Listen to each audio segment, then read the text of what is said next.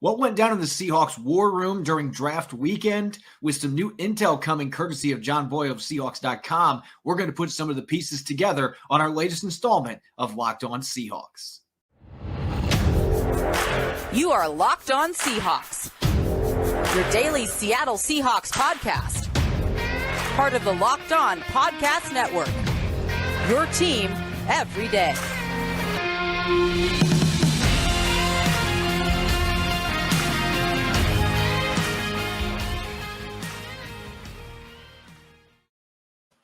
Greetings, 12. This is Corbin Smith, your host for Locked On Seahawks. Thanks for joining us for our Thursday episode. And as always, thanks for making Locked On Seahawks your first listen 5 days a week. We're getting closer to OTAs, but still plenty of draft talk. Some new insight coming from John Boyle on Seahawks.com. Some things that happened in the war room. I'm going to be breaking that down with some of my own observations and some intel that I had during the draft process. It's going to be fun putting all those pieces together as we get closer to the players returning to the field for OTAs. Plus, I'm going to take a deeper dive into the upcoming quarterback competition, Drew Lock and Geno Smith, who has the edge, looking at a number of different categories. Now for your lead story here on Locked On Seahawks. The Seahawks have taken a flyer on a couple of veteran defenders over the past couple of months. Damontae Kazee being one notable one, a longtime safety for the Falcons last year, played for the Cowboys and was a starter. Ultimately, he went to the Pittsburgh Steelers, but Seattle has been looking for some depth, and they continued that hunt today with a name that, quite frankly, I had not heard for a while. George Iloca, a former fifth-round pick out of Boise State, was a 5-year starter for the Cincinnati Bengals. According to Mike Garafolo of NFL Network, Iloca worked out for the Seahawks today under the guise that he is going to now be a cover linebacker. And what really makes this such a fascinating story for the Seahawks and George Iloca, this is a guy that has had a really interesting career path in the NFL. As I mentioned, he was a fifth-round pick out of Boise State back in 2012. Didn't play a lot of snaps for the Bengals as a rookie, but then the next 5 years, wasn't a Pro Bowler, but was a very good starter for Cincinnati. 227 solo tackles, 9 interceptions, 23 pass breakups, 9 tackles for loss in 76 starts during that span. And I think only one of those seasons he did not play all 16 games. So up to that point, he was very durable. He gave the Bengals a lot of good snaps. And what makes him fun is he's 6'4", 225 pounds. This was one of those new era safeties that was built like Cam Chancellor coming into the league. And he was drafted on day 3 like Cam Chancellor. Has not had the success that Bam Bam did for the Seahawks. This is not a all-pro caliber player, but certainly was a quality starter for the Bengals. And he's had kind of an interesting twist to his career since that point, because the Bengals, they were in a situation where they felt they needed to open up some cap space. They were starting to rebuild in 2018. And this is only a couple years after Iloca signed a long extension with them. And they cut him in the middle of training camp. Landed with the Minnesota Vikings. Mike Zimmer was their coach at the time. He was the defensive coordinator for Cincinnati for the first couple years that Iloca was in the NFL. So they were familiar with one another. And he played in all 16 games, only started 3 of those games for the Vikings, though, in 2018. Had 16 tackles, the second lowest total of his career. Didn't play for anyone in 2019. The Cowboys cut him coming out of the preseason. Nobody else signed him, so he sat out in 2019. Typically, when a player doesn't play for a team because he just doesn't have a team like that, it's very difficult to get back into the league. And yet, that is what Iloca did. He came back in 2020, tried out for the Vikings again, and he made their team after a brief while in the practice squad, got called up to the roster, played in 4 games, and then tore his ACL. Missed the rest of the season, had 6 tackles in those 4 games, and then didn't play at all last year. So he's now 32 years old. He's getting ready to try to change positions. Again, at his size, 6'4", 225 pounds. In today's NFL, that's solid linebacker size, particularly if you're talking about a guy that's only going to be playing on passing downs as a sub-package defender. So there is some intrigue there. And you look at Seattle's depth chart.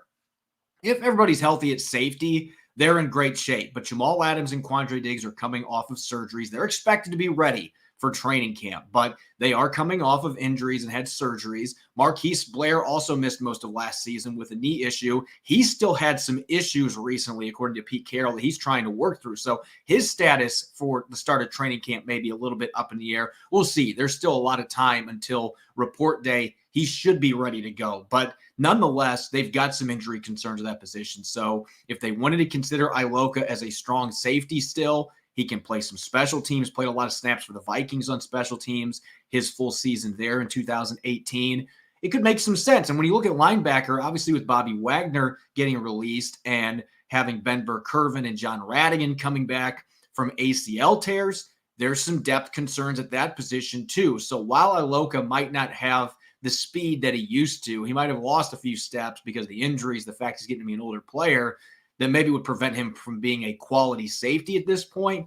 I would still think that he has enough athleticism that he could play as a cover linebacker. I'm not saying they're going to sign him. I'd actually still be kind of surprised, but this is one of those kick the tires, see what he still has. If he had a really good workout, clearly the Seahawks just giving him this opportunity, they saw something in him, and he's a player that has started a lot of games in the NFL. So he could make some sense for the Seahawks to potentially bring in, at least have him in for OTAs and see where he fits in. If he does well, then maybe you could have him come back and he could be in training camp with you and have a chance to maybe make this football team. And so we'll see what ends up happening, but this is certainly a fascinating development for the Seahawks. And they've done this again with a few other guys this offseason, didn't sign any of them. Iloca, I would figure, would be a veteran minimum because he's been out of the league, but what a story that would be to not only one time sit out a year away from the game and come back, but to do it twice. That's what George Iloca is trying to do. That'd be a very rare accomplishment. So we'll see what happens, but this is something to monitor in coming days. Coming up next in the second quarter here on our Thursday show, some new intel coming from John Boyle on Seahawks.com, pulling back the curtains a bit on what happened on draft weekend, the first couple days of the draft. I will be breaking it all down coming up here in our next segment. I love brownies. The best part, brownie batter. Sometimes I eat half the batter just while I'm making the brownies. In fact, that'd be most of the time. Now imagine if you could devour that batter while also getting a bunch of protein. You're in luck because Built has a new creation, and this one is better than ever. Introducing the Brownie Batter Puff. This puff takes protein bars to a whole new level, and they're available right now on Built.com. Have you tried Built Puffs yet? I'm not sure what you're waiting for if you haven't. Puffs are a chocolate-covered marshmallow on steroids with just 140 calories, 17 grams of protein, and only 7 grams of sugar. Brownie Batter Puffs are the perfect pick-me-up for any day and won't obliterate your diet like a Cam Chancellor hit stick. All Built Puffs are covered in 100% real chocolate, and that means that with Built, you can eat healthy and actually enjoy doing it. The Brownie Batter Puffs will have you completely forget that you are eating a protein bar. No need to pinch yourself because this isn't a dream. Visit Built.com to get Brownie Batter Puffs now. Go to Built.com and use the promo code LOCK15 and get 15% off your order. That's LOCK15 at Built.com for 15% off your next order. You're listening to the Locked On Seahawks podcast, Thursday edition. I'm your host, Corbin Smith. Thanks, as always, for making Locked On Seahawks your first listen 5 days a week. What typically happens in the NFL draft room stays in the NFL draft room. You don't get a lot of leaks coming out during draft weekend where reporters are able to get access to what's really going on behind the scenes. It's a steel curtain, but the Seahawks actually opened up that curtain a little bit now, a few weeks removed from the draft, and John Boyle, the Seahawks.com reporter, was able to outline some really intriguing details from what went down during the first 3 rounds of the draft late last month. And I thought this was interesting because some of the stuff that was revealed in the article, if you hadn't checked it out, make sure to go to Seahawks.com. It's really good. John does an excellent job for the Seahawks website, but make sure you check it out. There were some details there that matched with some things that Rob and I have talked about on the show, and there were some new details that I think when you put the pieces together, make this situation really fascinating. So let's look at what was said in this particular article that stood out. The first pointer, looking at the first round. Seattle, there had been some murmurs while this was going on, and I remember early in the first round thinking that there was a chance the Seahawks might trade up because they needed a tackle, and this is a great tackle class. But what I was wondering is who's going to ultimately be the one that they want to trade up to get, And according to John Boyle, they attempted to trade up with the New York Giants to number 7 overall. And Charles Cross was likely the target because Ekwonu ended up being picked by the Panthers at number 6. And at that point, talks between the Giants and the Seahawks, they talked a little bit longer and they weren't able to strike a deal. But it's very evident based on the report from John Boyle that the Seahawks had Charles Cross ahead of Evan Neal, the tackle from Alabama, which I find fascinating because Neal had a really good college career. He played both tackle spots. He played guard. He played all those spots at a high level. Alabama obviously kicks out really good pro players, but it's very evident that Charles Cross was their number 2 tackle. If Ekwonu would have fallen, I think he was their number 1 guy based on what I had been told, and plus the intel that was in this article from Boyle hinted at that. But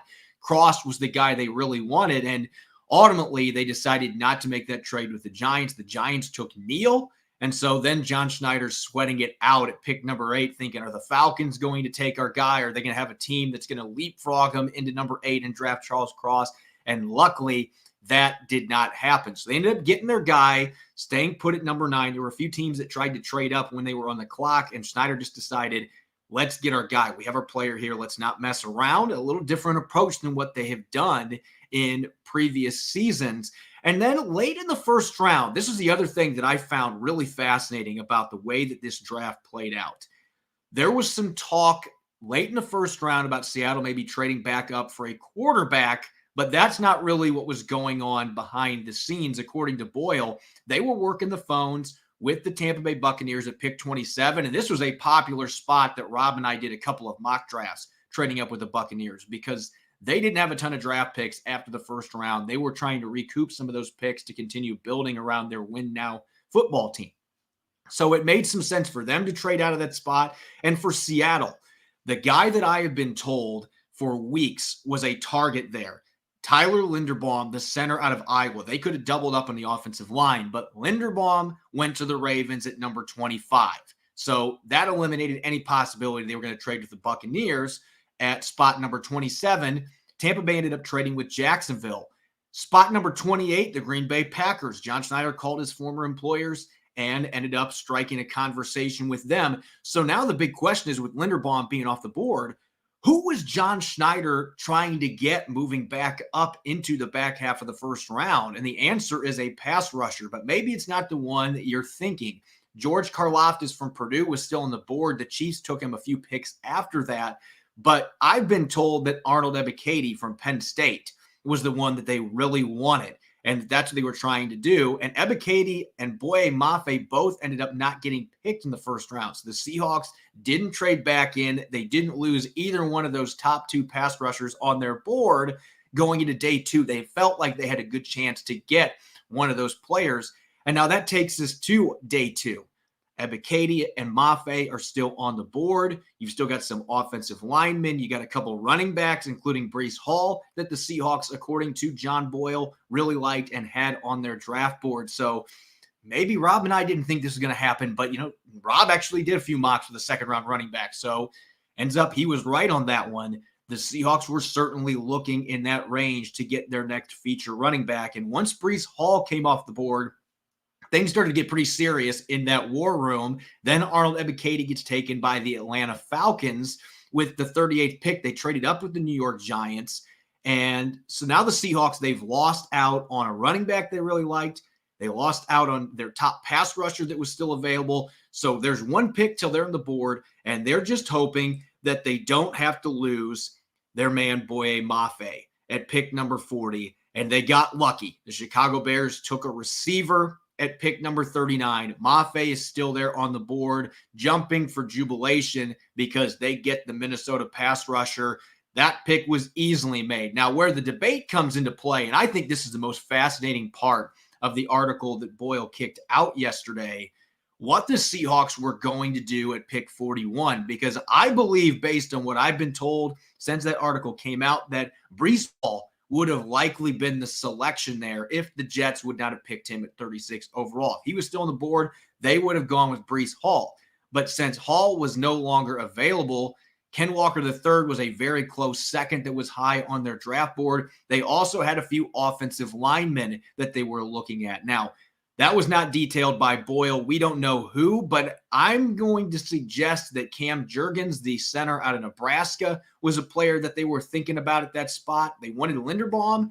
Jurgens was probably the next center in line. He was still available at that point. And Abraham Lucas, the Seahawks had very high on their draft board, but they had already taken a tackle. So ultimately, they brought Shane Waldron in, and they reached the verdict, let's take the running back. And so they picked Kenneth Walker, and he was their 41st selection. Now you've got a big gap. You've got 30 picks left to figure out what you're going to do at pick number 72.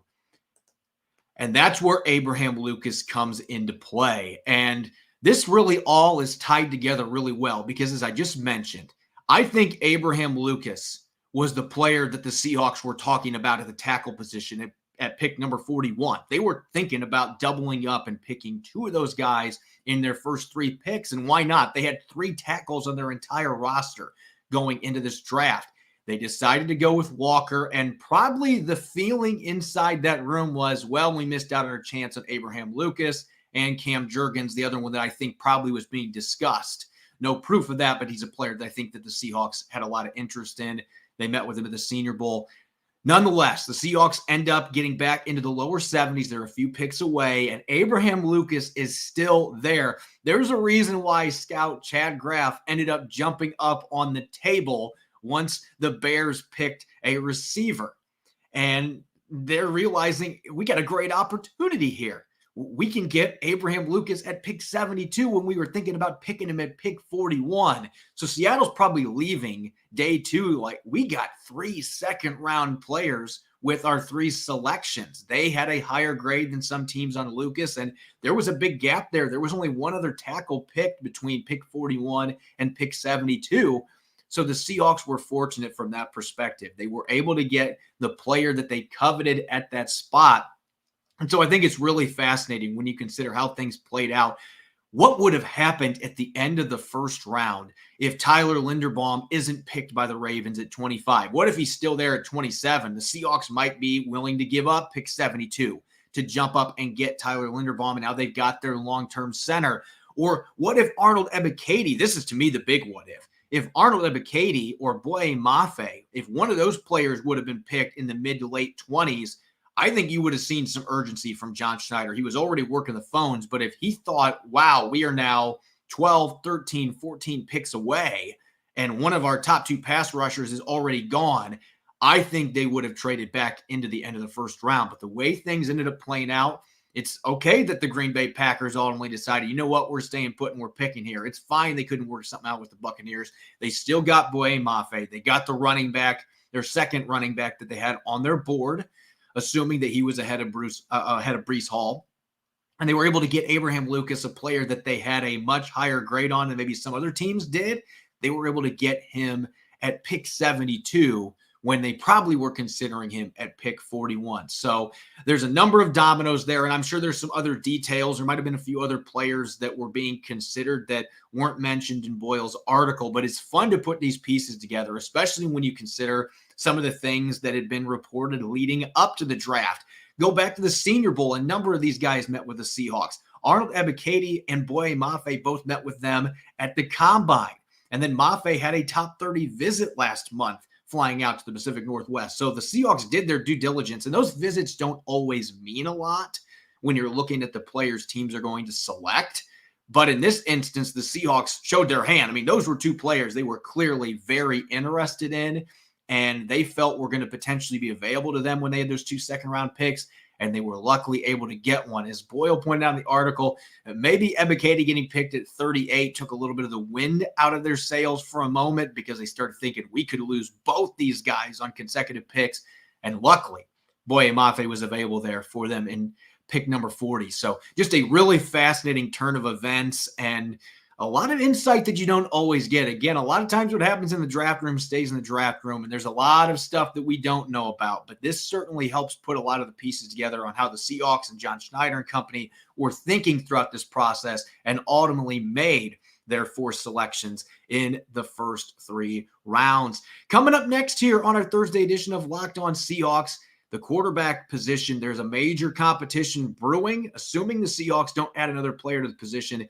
Geno Smith and Drew Lock are going to be duking it out to replace Russell Wilson under center. Who has the edge? I'm going to be taking a look at a number of different categories, comparing the two players and giving some hints on who I think might have the edge at this point as we get ready for the start of OTAs.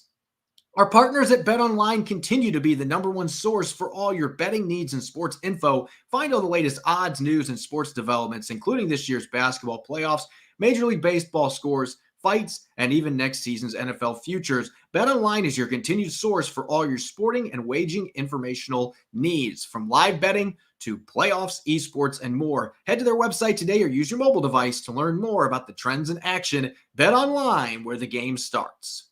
You're listening to the Locked On Seahawks podcast, Thursday edition. This is your host, Corbin Smith. As always, thanks for making Locked On Seahawks your first listen 5 days a week. We've got OTAs coming up starting on Monday, the 23rd. The Seahawks will be back on the practice field. They will have 10 of those, and the schedule's a little different this year. They have their mandatory minicamp in the middle of OTAs. Typically, it's at the tail end of OTAs. And Pete Carroll didn't really elaborate when we asked him about that at rookie minicamp, why they made that change. It seemed like he was thinking we were asking about rookie minicamp being in a different date, confused about the question, whatnot. But they've rearranged the schedule. Maybe it's to get more players to come out for mandatory minicamp. Whatever the case, they decided to switch that up. But they're going to start OTAs. And there's a number of question marks for this football team that's entering a new era. And obviously, priority number one is trying to figure out who is going to be your quarterback in week one. The Seahawks didn't draft a quarterback. As I just mentioned with their draft strategy, that was never really something that was considered in those first 3 rounds, at least based on what we know. They were not looking at any of those top quarterbacks. They were loading up at other positions, particularly the offensive line and the pass rush. They got the running back as well. And Baker Mayfield, Cleveland's dangling him out there trying to get somebody to bite, but John Schneider's not falling for it. He's not bidding against himself. If Mayfield gets cut, then maybe that gets revisited as a possibility. But right now, it looks like Geno Smith and Drew Lock are going to be the two quarterbacks going against each other when OTAs open on Monday, certainly, and probably in training camp in the preseason. And they're going to be biting for that starting job previously held the last decade by Russell Wilson. So the real question here is, who holds the advantage? Now, one of the things that's been floated around online today, there's been some reports that the Seahawks have indicated that Geno Smith has an edge to start in week one. That is not what has been said by Carroll or offensive coordinator Shane Waldron. They've said that he's got the advantage right now because he's familiar with the offense. He played in the system last year, but nothing has been said suggesting that he's got a heads up to start in week one. We are months away from that decision being made, so Seahawks are not even going to be delving into that. We got to still get on the field for OTAs and see what happens. But to compare these two quarterbacks, I wrote an article about this today. You can check it out on All Seahawks on SI.com. Make sure to check out the article after you watch the show. But I'm going to dive into a little bit deeper here. I broke down 6 categories for Geno Smith and Drew Lock, compared their stats from the last year or two against each other, and tried to figure out who's got the edge in each one of these categories. And maybe that can help us piece together who's going to be the starter for the Seahawks in week one. So to kick things off, first category here, the quick passing game. And this is going to be more emphasized for Shane Waldron and company this year due to the fact that you're not going to have Russell Wilson throwing the bombs that he's known for. And you've got two quarterbacks that statistically were pretty solid in the short passing game, in particular Geno Smith last year. On throws inside 10 yards from the line of scrimmage, he was 41 for 45, 353 yards, 7.8 yards per attempt, a pair of touchdowns, and he was really good. Seahawks fans are going to love this. He was really good in the middle of the field in that short passing game. 24 for 26 for 251 yards. Didn't miss any of the 8 throws he had outside the left hash for 68 yards and a touchdown. Drew Lock was pretty solid too. 74% completion rate, 50 attempts inside 10 yards for 326 yards, a touchdown, and an interception. And then when you're looking at the completion percentage when throwing in less than 2.5 seconds, Geno Smith dominated this one, 83% completion rate compared to 69% for Drew Lock. So obviously they both held up pretty well when you're looking at the quick passing game. But in this instance, I got to go with my man, Geno Smith. He's got to get this one. He was the better quarterback in the short to intermediate passing game last season, was much more consistent. And that leads to the next one, the vertical passing game. Now, when you're looking at the vertical passing game, this is probably one that a lot of fans are going to suspect that Drew Lock has the advantage in, because Pete Carroll and John Schneider have been talking about his arm strength, and you can see it on film. This guy does have a hose. He can gun the football. He can throw the ball a mile downfield. He's certainly got the arm talent, but it hasn't always played out that way on the field for him. And that's the reason that he's now the second team. There was not consistency there, especially when you look at the numbers last season. He had 21 attempts of 20-plus yards last year, and he completed just 7 of them. That's not good. Then you go back to the year before, he tied for the NFL lead for interceptions thrown on passes of 20-plus yards. He actually tied with Tom Brady. The difference, Tom Brady threw 15 touchdowns on such passes. Drew Lock only threw 3. So really the only comparison there, they both threw 7 interceptions on deep balls, but he has not been efficient on those throws. And when you look at Geno Smith in the deep passing game, Seattle didn't rely on him very much last year in that capacity. They didn't ask him to throw the ball in his 4 games he played downfield much. He only had 11 pass attempts longer than 20 yards. He completed 5 of them for 183 yards. 84 of those came on one throw to DK Metcalf, but still 16.6 yards per attempt, a pair of touchdowns. And those numbers would be significantly better if not for an interception that was not his fault. It was the only pick he threw in the 4 games he played, and Tyler Lockett just tripped coming out of his break in the fourth quarter against the Rams. That's not Geno Smith's fault. You take that out of the equation, he has pretty darn good numbers in the deep passing game. So while I think Drew Lock still has a lot of upside in this regard, I got to give Geno Smith the nod on this one too. He has been the more polished deep ball passer. So right now he's up 2-0 in quick passing game and vertical passing game. Now let's look at mobility and escapability with Drew Lock and Geno Smith. Now both these guys are pretty athletic. Coming out of West Virginia, Geno Smith ran a 4.58 40-yard dash. That's not much slower than what Russell Wilson ran coming out of Wisconsin. So a very similar athlete in terms of straight line speed. And Drew Lock at 6'4", 228 pounds, coming out of Missouri, ran a 4.69, which is pretty impressive for a quarterback of his size. So both these quarterbacks have mobility. They have escapability, different types of athletes, obviously. And Geno Smith, when he was younger, was a faster athlete. His rookie year, he had 366 rushing yards and 6 rushing touchdowns. He does not tuck and run near as much at this point in his career, though. He's going to be 32 years old soon. So not that he's an old man by any means, but at this stage of his career, probably not something he's going to do as much. Whereas Drew Lock the last 2 years has ran for 5 touchdowns, and he's averaged 4 yards per carry in his career. Maybe not the best number you've seen, but he's capable of escaping the pocket, rolling out, and creating with his legs. I think he's more likely to do that given the stage of his career, being 25, a younger player that's at his athletic peak. I just think he's more likely to do that. He also had a better percentage of pressures where he was able to escape, 23% compared to 29%, that ended up turning into sacks. And so those are pretty close. But I think when you look at the escapability, you look at the mobility, this one actually, I'm going to have to give it to Drew Lock, which is going to surprise some people because he is the bigger quarterback, but he has very underrated athleticism. And I think that's something else that drew the Seahawks' interest. They're going to find ways to get him involved that way. He's not going to do some of the stuff that Russell Wilson did, obviously, but you can mix in some run plays, some boot action with him, and he has the ability to tuck and run. Next category here, under pressure versus the blitz. This is the one area you look statistically for Geno Smith in the 4 games he played in last year that he was abysmal. There's no question about it. You look at the numbers, 9 for 28 on pass attempts where he had pressure in his face, 68 yards, 2.4 yards per attempt, and his lone interception came on a play where he was flushed from the pocket. And obviously, like I said, that was not his fault, really. He made a good decision. The receiver fell down. But still, even with that play considered, did not have good numbers against pressure. He also took 13 sacks, and that's a lot when you consider that he held onto the ball on average 3.71 seconds per pass.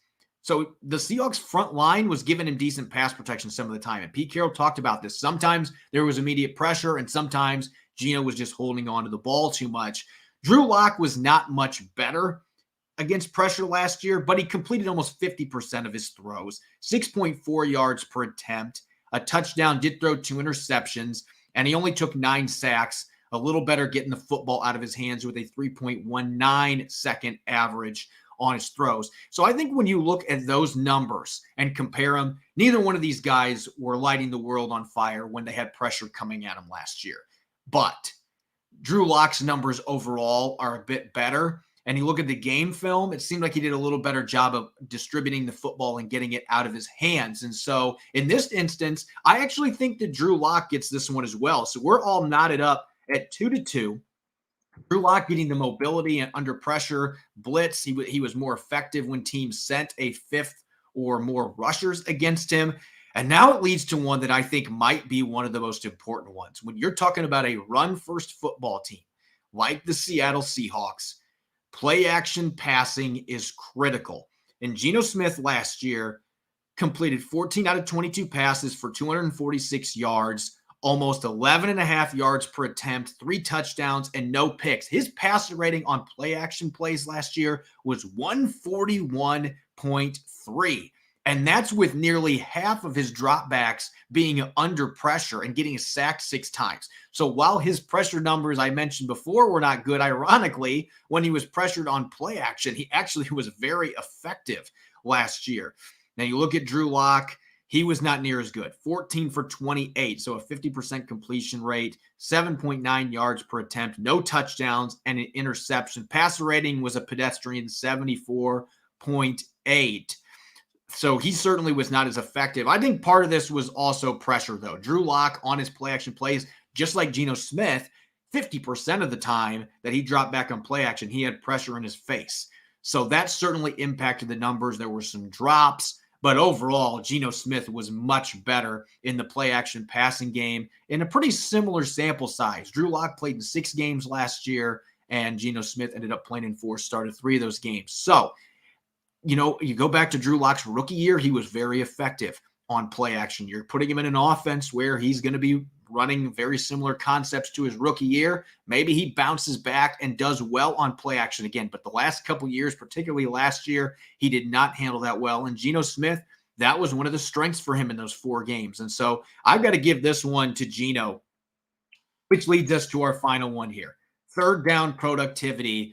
The Seahawks were horrific on third down most of last year. They ended up finishing outside of the bottom 5. The last few weeks, Russell Wilson and company had a couple really good games, and that gave them an opportunity to jump up the list some. But most of the year, they were down with the likes of Jacksonville and Chicago, you know, not exactly your offensive juggernauts in the NFL. And this was a persistent problem. And I think Pete Carroll, everybody might remember there was the press conference after a game where he actually walked off the podium, which is just not like Pete Carroll at all. And a lot of that had to do with the consistent questions about the third down struggles. And he just didn't have any more answers at that point. It was a problem for Russell Wilson throughout his time in Seattle, but last year really was magnified. And you add in the injury. So last year, Seattle finished in the bottom 10 in third down percentage. And most of the year, they were in the bottom 3. I can't pick a winner for this one because both Geno Smith and Drew Lock were terrible on third down last year. The Chicago Bears finished dead last in the NFL with a 34.2% conversion rate on third down. Neither Geno Smith nor Drew Lock led their teams to higher percentages. In fact, they were several points below the Chicago Bears average for the season. Geno Smith completed almost 70% of his throws on third down. He was an effective passer in that regard, but they didn't move the chains very often, only had 8 conversions via pass on third down. And ultimately, his third down conversion rate, you add in all the sacks he took, was just 31%. Meanwhile, Drew Lock was even worse passing the football in the low 20s for third down conversion rate. His saving grace, though, he ended up picking up 4 first downs with his legs as a runner, and that pushed the conversion rate up to 28%. Those are still very woeful numbers. So this is one that, you know, I was trying to think, who do I give this to? Because Geno Smith was the more efficient passer, but still didn't move the chains very much. And Drew Lock was terrible moving the chains with his arm, but he was able to do some stuff with his legs that Geno Smith didn't do. And so ultimately I decided when you have two numbers that are that bad, that's got to be a draw. I can't give that one to either guy. And it's unfortunate because that's not how I usually play. And I like to give a win to somebody, but I just couldn't lean one way or the other with both of them having pretty dismal third down numbers. So what do these numbers mean for where this competition is heading? It only means so much because obviously Drew Lock has not played in Seattle. It's the first time with Shane Waldron, and he had some good success his rookie year with a similar offensive scheme. So maybe he will rediscover with a change of scenery what made him a 4-1 record starter his rookie year. And maybe he'll find that in Seattle. He's got the physical tools. There is some mystery around Drew Lock. And I think that's his advantage going into this, is that the Seahawks know he's got the physical tools. They loved him coming out of Missouri in the draft. He just hasn't put it together in the NFL to the point that he lost his job to Teddy Bridgewater last year. So, that's hitting rock bottom. Is he going to be able to bounce back from that? The Seahawks, I think, are going to give him every opportunity to win this job because they truly believe in him. I think that the words coming out of Pete Carroll and John Schneider's mouths, they're 100% genuine at this point with the moves they've made. Their actions have spoke louder than even the words. They want Drew Lock to be the guy. At the same time, in terms of numbers and film, Geno Smith is the more polished passer. He showed that last year in all facets, whether it's the quick strike passing game, the deep ball, play action passing. He was the superior passer. He knows the offense.